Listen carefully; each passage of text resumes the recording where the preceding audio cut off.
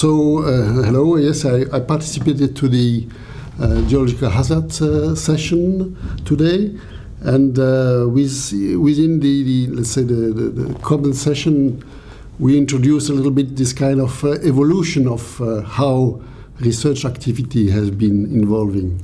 I mean, if you consider, let's say, the past research activity on natural hazard, it started in the late 80s.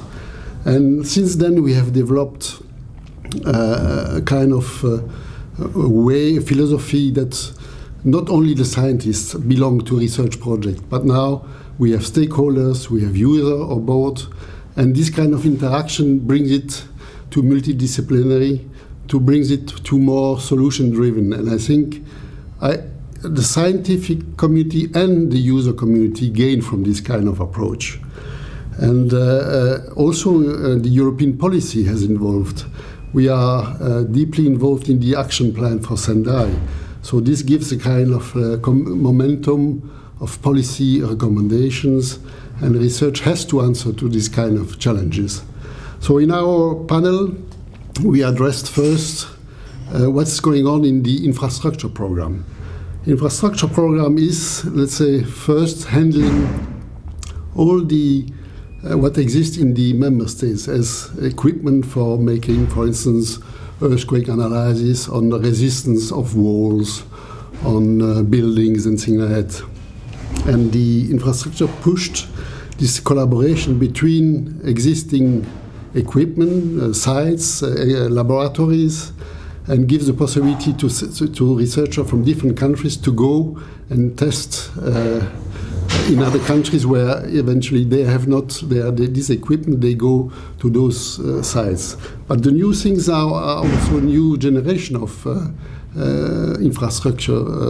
And the EPOS program, for instance, is a kind of new thinking about the necessity to have harmonized and comparable data on the Earth's solid aspects. And we go from data to product. That is a little bit the idea. So EPOS gives a kind of a framework for the scientific community in the future to use data of relevance in earthquake, volcanic hazards, tsunami, and things like that, and gives a kind of guarantee of the quality of the data. So then the products that will be developed from there will be of greater reliability. So I think it's an important issue in this perspective. And there were some examples given, like, for instance, the NERA project or Aristotle projects. NERA is dealing with this, let's say, building codes. So they have developed a kind of hazards assessment model for all Europe, so that you can compare, let's say, the standards in Greece, in Italy, in Spain, so that you have the same reference to make your analysis and eventually to make your recommendation for building. Building codes are there. If you are in a vulnerable seismic area, you have to address your building constructions in another way. Aristotle was more a kind of, let's say, system where the civil protection needs some urgent expertise, and they are based also of available data, available information. So EPOS can also help in this process.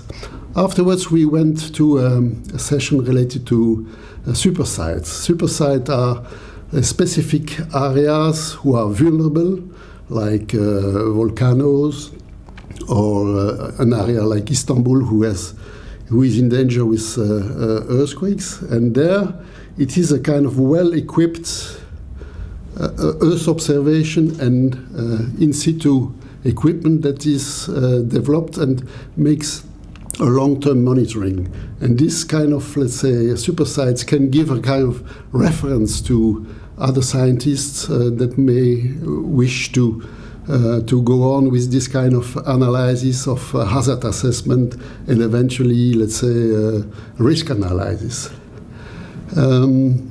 We saw also in this kind of session that you need to have a kind of more larger approach, for instance, on an earthquake. What can an earthquake do on a region? And there we speak about systemic vulnerability. It means that if you have an earthquake, of course you have some buildings who are collapsed, but you have also electricity who collapse, you have roads that you cannot use anymore, you have hospitals who fall down, so you have to have a kind of multidisciplinary and more wise approach to see what to do. And first is to assess, make the diagnostic of what might happen to prepare yourself. Now, another session was related to technology for the survivor. So that was also very interesting, because if you have buildings who collapse, the civil protection cannot go in every place. So they have developed, for instance, robots or sensors who detect GSM, who detect eventually these kind of things, who makes a kind of give an information of there are still people alive there, or might be addressed. And the last session was related to tsunami in Europe. Often people think that there are tsunami in Europe. It's not feasible, but there are. There have been a tsunami in Europe, and often related by earthquake who happened in the North African regions, Algeria, Morocco. The problem is with this Mediterranean area is that if an earthquake occurs, the tsunami wave will take maybe 15 minutes to reach Baleares, France, Corsica, and things like that. So you have to think a little bit about scenarios before, and so that the people can get prepared for these kind of things.